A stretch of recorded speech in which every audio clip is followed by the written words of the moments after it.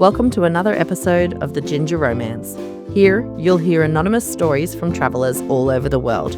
Real submissions from real people. Tales of connection, romance, passion, heartbreak, friendship, and love in all its forms. Because every kind of love deserves to be told.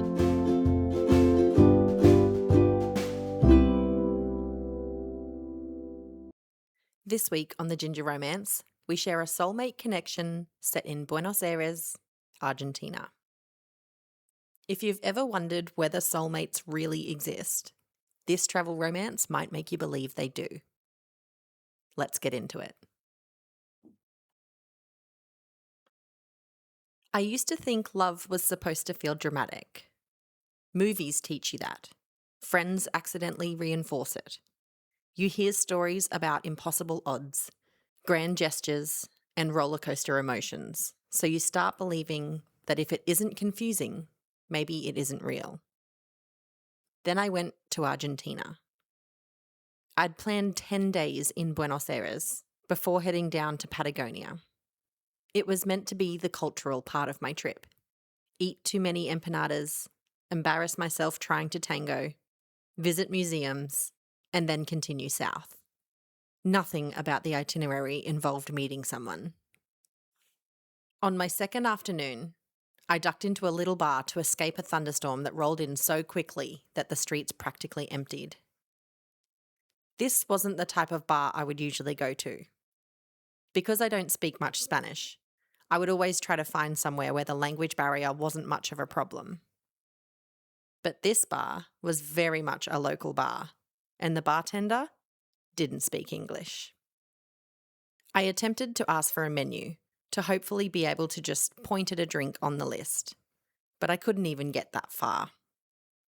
I was looking through my handbag to find my phone to crack out Google Translate when I heard a man speak. This bar doesn't have a menu, but if you tell me what you would like, I'd be happy to translate for you.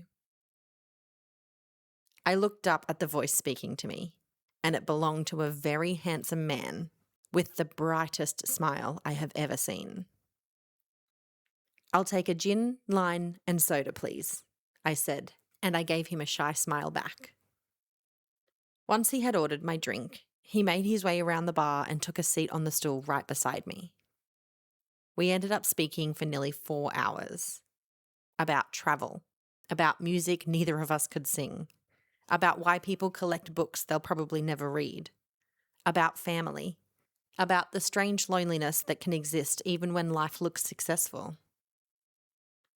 When we finally left, he simply smiled and said, "If our paths cross again, I'll consider myself lucky." I actually laughed as I walked away because who says that? Apparently, someone who means it. The next morning, I was walking through San Telmo Market when I heard someone behind me say, "Well, lucky me." It was him. To this day, I still don't know whether fate exists or whether Buenos Aires is secretly a very small city. We spent the afternoon wandering antique stalls and watching street musicians. When it came time to leave, he asked if I wanted to have dinner the next evening.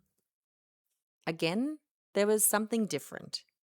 He wasn't trying to impress me, and he wasn't trying to win me over. He seemed perfectly content if I said no, which somehow made me want to say yes even more. Dinner became breakfast. Breakfast became a museum. The museum became a riverside walk. By the end of my first week, I realised I'd barely followed my own itinerary. When my departure day arrived, I sat in the airport staring at my boarding pass. I couldn't explain it logically. I wasn't in love. I hardly knew him. But every instinct I had whispered that leaving felt wrong.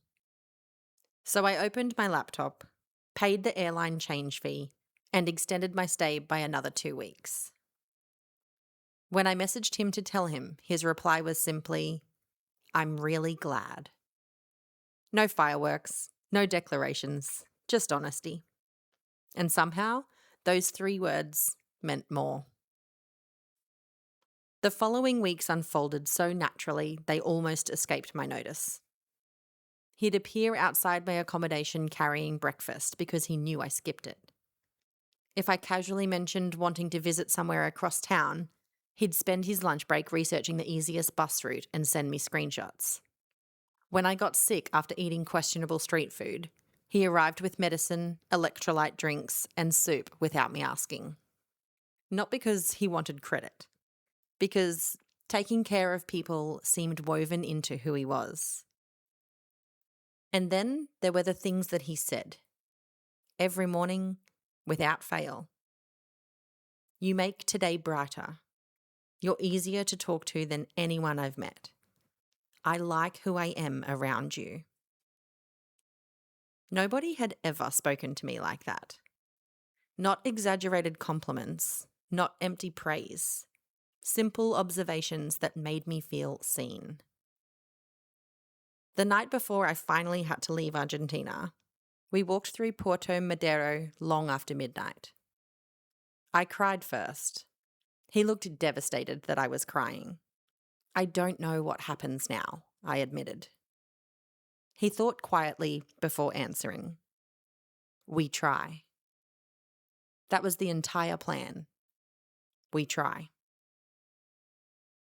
I flew back to Europe, convinced reality would erase whatever magic travel had created. Instead, the opposite happened. Every morning, there was a message waiting. Not just, good morning. He'd ask about my meetings, remember tiny details I'd mentioned in passing, send me voice notes wishing me luck before presentations. If I had a stressful day, flowers would somehow arrive from a local florist. When I complained my washing machine broke, he organised a repair service online before I even finished researching one. He wasn't trying to rescue me. He simply noticed problems and quietly helped me solve them. Distance never made him disappear. It revealed exactly who he was. People warned me long distance would expose the cracks, but instead, it showed foundations. Months passed, flights were booked, holidays were coordinated around annual leave. We met halfway in Morocco once because it was easier than either of us flying the full distance. Another time, he surprised me by learning enough Estonian to ask my grandmother how she was feeling. She cried. He panicked because he thought he'd offended her.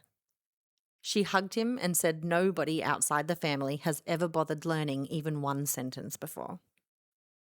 I watched him trying to pronounce impossible words with complete determination. That was the moment I realised I loved not only the way he treated me, but the way he approached everything. Carefully, patiently, with intention. After almost 2 years, we reached the crossroads every international couple eventually reaches. Someone moves or someone leaves. He had stronger family ties. My work was more flexible. So I packed up my apartment into boxes, sold most of my furniture, hugged everyone goodbye, and boarded a one-way flight back to Argentina. Everyone called me brave, but honestly, I was terrified. Because holidays are easy. Real life is groceries, bills, bad moods, and laundry. The airport reunion lasted about 30 seconds before he took one of my bags and said, "I've made us dinner because I knew you'd be too tired to go out." That tiny sentence dissolved every fear I'd carried onto the plane. Living together wasn't perfect. We argued over cupboard organisation. I left mugs everywhere. He alphabetized spices. I forgot to lock doors. He forgot wet towels existed. But even disagreements felt safe. He never insulted me, never raised his voice, never withdrew affection as punishment. If I cried, he listened. If he made a mistake, he apologized without turning it into a debate.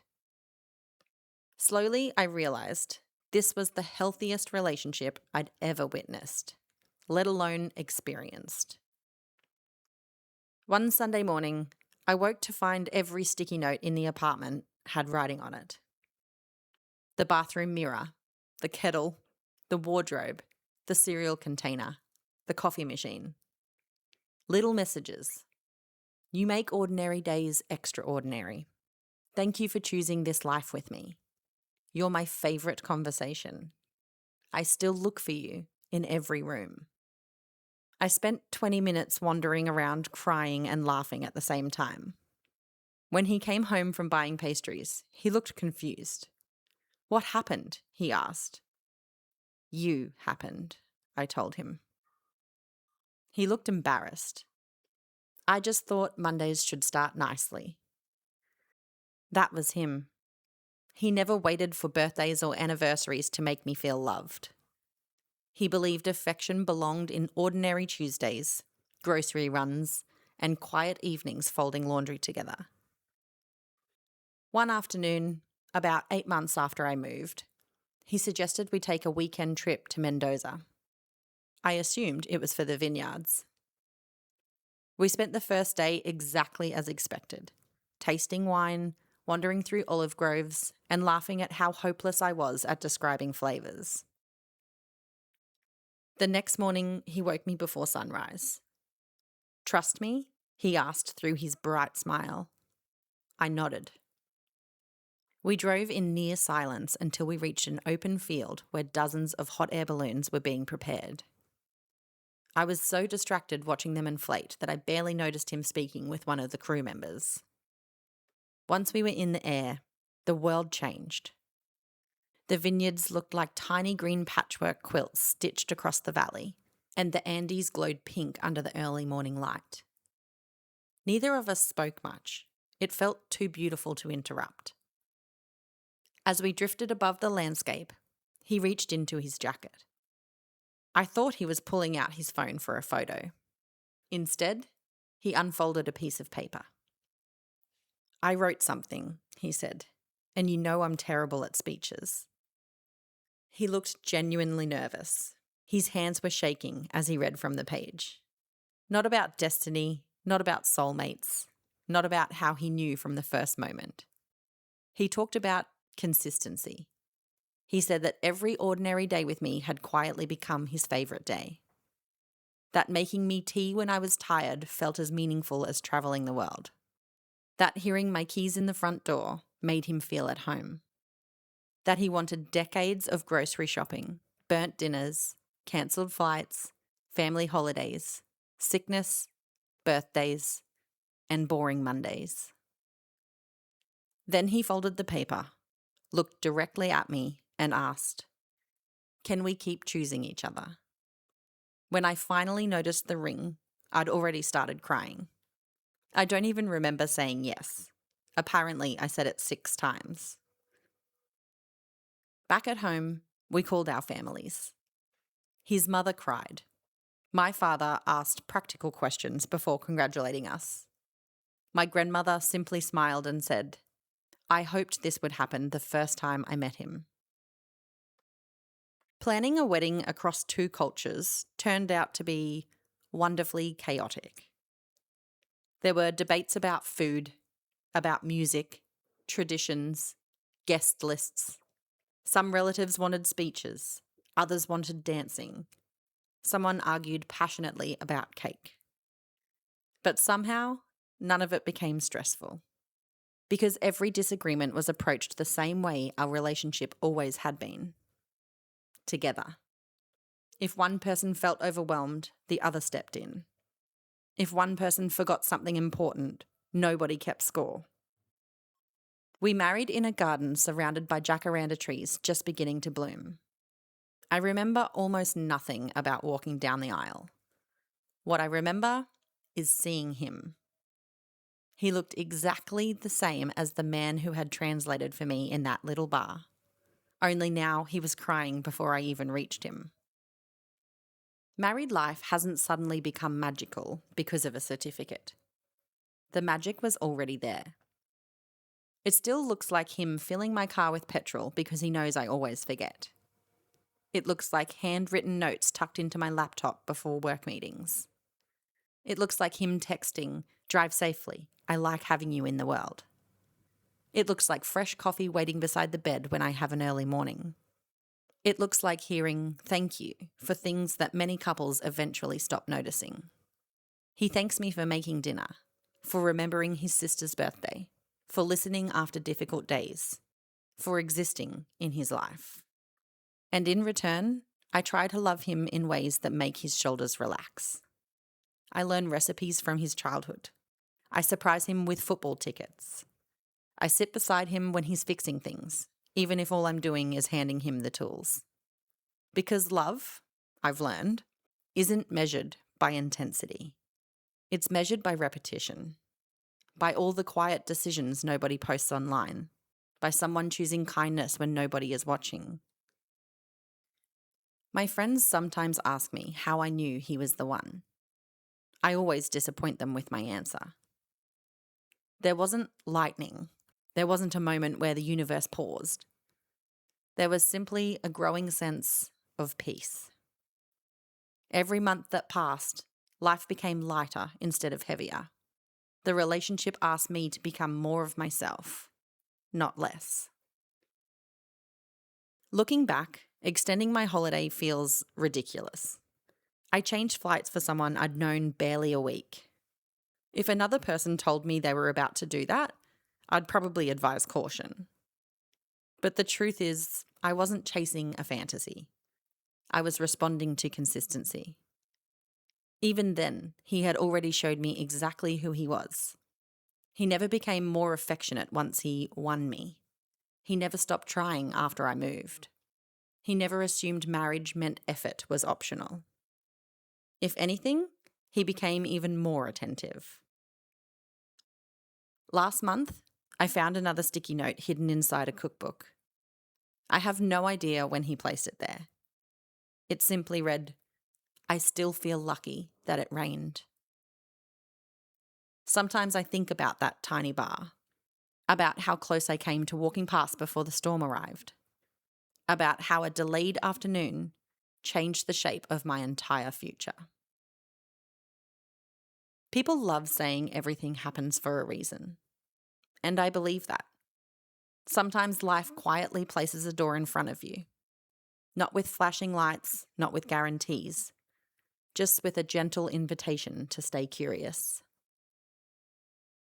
Changing my flight was the smallest decision I made that month, and somehow it became the biggest decision of my life. We've been married for 3 years now. The sticky notes still appear. He still tells me I make his days better. He still thanks me for choosing him. And every now and then, when it rains unexpectedly, we stop whatever we're doing, find the nearest bar, order gin and sodas, and smile at each other.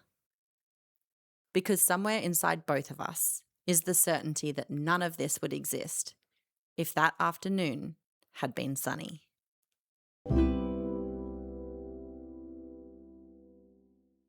That's where the story ends, but not where my thoughts do. I am a big romantic at heart, so I love the romance in this story. But what I love more is the absence of chaos. We're so conditioned to trust intensity as proof of meaning. But this story quietly does the opposite. It asks, what if the right love doesn't take you out of your life, but actually makes your life feel more livable? Because peace never feels like passion at first. And yet, for so many of us, we're not avoiding love. We're just not recognizing it when it doesn't arrive as noise. So I want to ask you this. Would you trust something that feels calm from the beginning? Or do you still need the chaos to believe it's real? Let me know in the comments, and I'll catch you in next week's episode.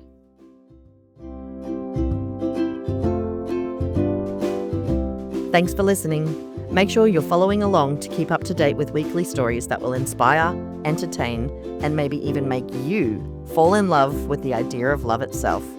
Got your own romance story and want to be a part of the Ginger Romance community? Check the notes for details on how to submit your own.